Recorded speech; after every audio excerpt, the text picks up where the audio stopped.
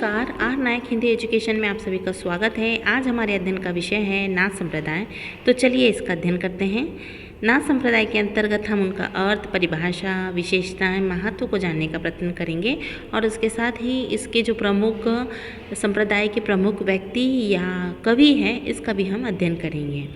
तो नाथ संप्रदाय का अर्थ, नाथ संप्रदाय का उद्भव जो हुआ है वो सिद्ध साहित्य के विरुद्ध हुआ है, क्योंकि सिद्ध संप्रदाय में क्या हो गया था, भोग विलास की प्रवृत्ति बढ़ गई थी और वहाँ पर स्त्रियों का सहचर होता था, जिसके विरोध में नाथ संप्रदाय का उदय हुआ। तो नाथ संप्रदाय एक योग प्रधान तांत्रिक साधना आधारित संप्रदाय है। इसके अनुयायी नाथ योगी कहलाते हैं। यह संप्रदाय सिद्ध परंपरा का विकसित रूप माना जाता है। हठ योग के सिद्ध साहित्य पद्धति ग्रंथ के अनुसार ह का अर्थ है सूर्य, यानी ये जो हठ सिद्धांत जो माना जाता है तो उसमें से जो पहला शब्द है ह का अर्थ होता है सूर्य, ठ का अर्थ होता है चंद्रमा। इन दोनों के योग से हठ योग, इन दोनों के योग को क्या कहते हैं, हठ योग कहते हैं। गोरखनाथ ने ही षष्ठ चक्रों वाला योग मार्ग हिंदी साहित्य में चलाया था। सिद्ध की वांग मार्गी भोग प्रधान योग साधना की प्रतिक्रिया के रूप में आदिकाल में नागपंथियों की हठ योग साधना आरंभ हुई। मैंने पहले बताया ना कि सिद्धों की वाम मार्गी भोग साधना के विरुद्ध किसकी प्रतिक्रिया हुई थी, नाथ संप्रदाय की। और नाथ संप्रदाय के जो लोग हैं वो हठ योग साधना में विश्वास करते थे और उसकी आराधना करते थे। राहुल जी ने नाथ पंथ को सिद्ध की परंपरा का विकसित रूप कहा और इस पंथ को चलाने वाले मच्छिंद्रनाथ और गोरखनाथ माने जाते हैं। यानी हठ योग या नाथ संप्रदाय को चलाने वाले दो थे प्रमुख रूप से, एक मच्छिंद्रनाथ और दूसरा गोरखनाथ। देखिए, नाथ संप्रदाय का जो समय है वो 10वीं से 14वीं शताब्दी के बीच का माना जाता है। ये आदिकाल और भक्तिकाल के बीच की कड़ी है। नाथ संप्रदाय की उत्पत्ति, तो नाथ संप्रदाय की उत्पत्ति कैसी हुई, तो बौद्ध सिद्ध संप्रदाय से प्रभावित था, ठीक है ना, क्योंकि सिद्ध संप्रदाय के विरोध में ही नाथ पंथ का उदय हुआ। अब देखिए, शैव परंपरा और हठ योग का समन्वय मिलता है। शैव परंपरा मतलब शंकर जी को मानने वाले और हठ योग मतलब साधना करने वाले, इन दोनों का समन्वय इसमें दिखाई देता है। जनसाधारण को सरल साधना का मार्ग ये प्रस्तुत करते हैं कि जीवन में क्या है, सीधा साधा सरल जीवन अपनाना है। और जो देखा होगा आपने कि ये जो नाथपंथी लोग रहते हैं वो ऑरेंज कलर का वस्त्र पहनते हैं ना, ऑरेंज कलर का वस्त्र पहनते हैं और ब्रह्मचर्य का पालन करते हैं और उनके जीवन के कुछ अनुशासन रहते हैं, कुछ नियम रहते हैं कि कितने समय भोजन करना है, किस तरह का भोजन करना है, सात्विक भोजन करना है, कब प्राणायाम करना है, कब योगासन करना है और कब अपने भजन कीर्तन के माध्यम से, भजन कीर्तन या फिर अपने जो भी यज्ञ हवन के माध्यम से लोगों को दिशा निर्देशन देना है। देखिए, नाथ संप्रदाय के प्रवर्तक जो थे आदिनाथ को माना जाता है, जिसे हम शिव कहते हैं।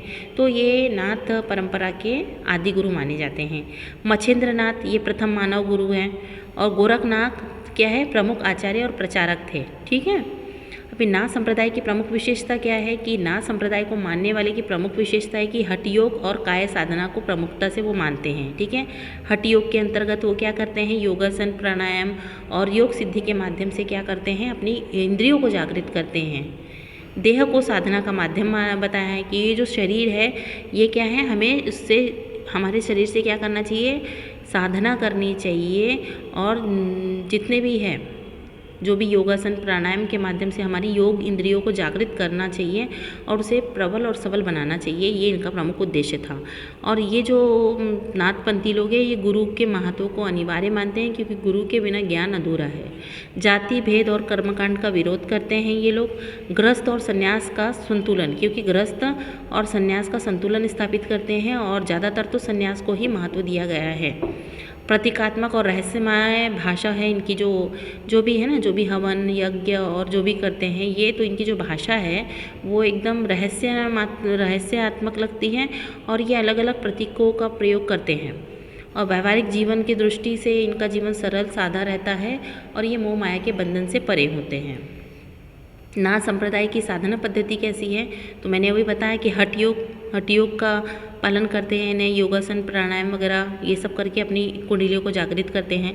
आसन लगाते हैं, प्राणायाम करते हैं, मुद्रा और बंध कुंडलिया जागरण, है ना, तो ये कुंडलियाँ जागृत करके आत्मज्ञान या आत्मसंतुष्टि या आत्म जो शोधन है उसकी प्राप्ति करने का प्रयास करते हैं। नाथ संप्रदाय की जो भाषा है वो अपभ्रंश में लिखा है इन्होंने, जो भी साहित्य लिखा है आरंभिक हिंदी है, सरल लोक भाषा में भी इन्होंने अपना साहित्य लिखा है। भाषा सिद्धों की अपेक्षा अधिक स्पष्ट और जनसाधारण के निकट पाई जाती है। इनकी जो भाषा है वो बहुत ही जनसाधारण के निकट पाई जाती है और सरल है, सिंपल और सरल है। प्रमुख नाथ योगी मैंने बताया ना कौन कौन से थे, गोरखनाथ, मछेंद्रनाथ, चौरंगीनाथ, जलंधरनाथ, भर्तहरि, है ना, ये सब है। और भी हैं पर ये जो विशेष रूप से है उसको बताया है। नाथ संप्रदाय का साहित्यिक महत्व क्या है कि हिंदी साहित्य को योग दर्शन से जोड़ा इन्होंने। लोक भाषा में आध्यात्मिक काव्य लिखे हैं जो जनता को बहुत अच्छे तरीके से, सरल तरीके से समझ में आए। निर्गुण भक्ति की पृष्ठभूमि इन्होंने तैयार की है और कबीर जैसे संतों का पर इनका प्रभाव पड़ा है। इनके जो साहित्य हम पढ़ते हैं ना तो कबीर जैसे संतों का प्रभाव उनके साहित्य में पड़ा है। अब देखिए नाथ संप्रदाय की क्या सीमा है, तो योग और तंत्र की जटिलता है कि ये लोग क्या करते हैं, योग और तंत्र विद्या वगैरह करते हैं तो ये बहुत जटिल लगता है। रहस्यात्मकता के कारण अर्थ कठिन हो जाते हैं कि इनके जो साहित्य में जो रहस्य वाली प्रवृत्ति मिलती है ना तो वो आम लोगों को समझने में थोड़ी बहुत कठिनाई होती है। और साहित्यिक सौंदर्य अपेक्षाकृत कम है क्योंकि इन्हें सौंदर्य को महत्व नहीं दिया है, उसमें लिखे हुए भाव को महत्व दिया है। तो साहित्यिक सौंदर्य अपेक्षाकृत कम है। और प्रत्येक परीक्षा की दृष्टि से जो महत्वपूर्ण तथ्य बनते हैं वो है, देखिए नाथ संप्रदाय जो योग प्रधान है, ठीक है, नाथ संप्रदाय योग प्रधान है। गोरखनाथ जो है वो प्रमुख आचार्य हैं। हठ योग मुख्य साधना है और नाथ संप्रदाय निर्गुण भक्ति की भूमिका है। तो आशा करते हैं कि आपको ये समझ में आया होगा। समझ में आया हो तो लाइक और सब्सक्राइब करें। धन्यवाद।